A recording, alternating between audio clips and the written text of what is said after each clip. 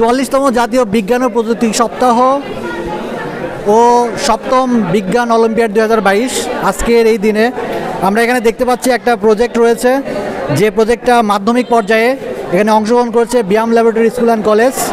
তো আমরা দেখব এবং ওর কাছেই শুনবো ও আসলে কি করতে চায়। নাও তুমি কি এখানে আসসালামু আলাইকুম, আমি Shahir Rahman, BIAM laboratory school and কলেজের 10ম শ্রেণীর ছাত্র। আমরা একটি স্মার্ট সিটি প্রজেক্ট তৈরি করেছি। এই প্রজেক্ট আমাদের পানি সমস্যা এবং বৈদ্যুতিক সমস্যার সমাধানে গুরুত্বপূর্ণ ভূমিকা রাখবে।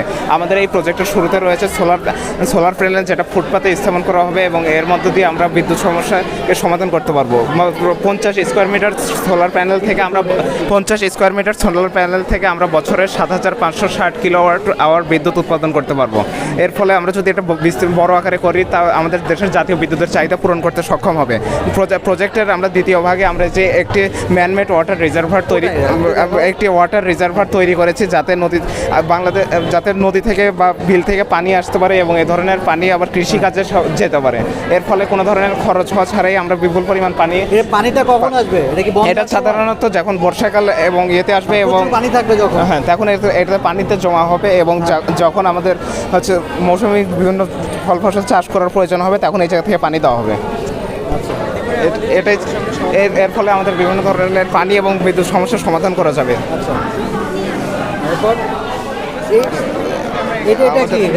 আমাদের এটা একটি পরিকল্পিত শহর দেখানো হয়েছে, যেখানে স্কুল, হসপিটাল, প্রয়োজনীয় ছাত্রদের জন্য খেলার জায়গা যেখানে গাছপালা, সাধারণ মানুষদের থাকার এবং কেনাকাটার জন্য বিভিন্ন মার্কেট যাবতীয় বিষয়কে আমরা অন্তর্ভুক্ত করেছি। এই ধরনের বিদ্যুৎ সমস্যা মোকাবিলার জন্য আমাদের একটি পাওয়ার হাউস রয়েছে, যেখানে বিদ্যুৎকে জমা রাখা যাবে এবং এটা ইলেকট্রিক টাওয়ার, যে জায়গায় জমা রাখা যাবে এবং এই জায়গা থেকে প্রয়োজন অনুসারে বিভিন্ন জায়গায় বিদ্যুৎ সরবরাহ করা সম্ভব হবে। আচ্ছা, এটা পাওয়ার হাউস না? এখান থেকে পুরো এলাকাতে আমরা সাপ্লাই হবে। জি। আচ্ছা, আর এখানে এতগুলো বিল্ডিং, এগুলো কি আবাসিক? কিছু আবাসিক, কিছুটা মার্কেটের জন্য ব্যবহৃত হবে এবং কিছুটা ইয়েতে। আচ্ছা, এখানে স্কুল, তারপরে এটা হসপিটাল। জি। আচ্ছা, আর এগুলো কি গাছপালা?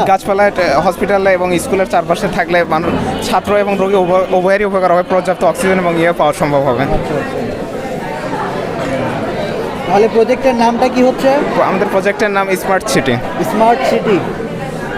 আচ্ছা, তো ঠিক আছে।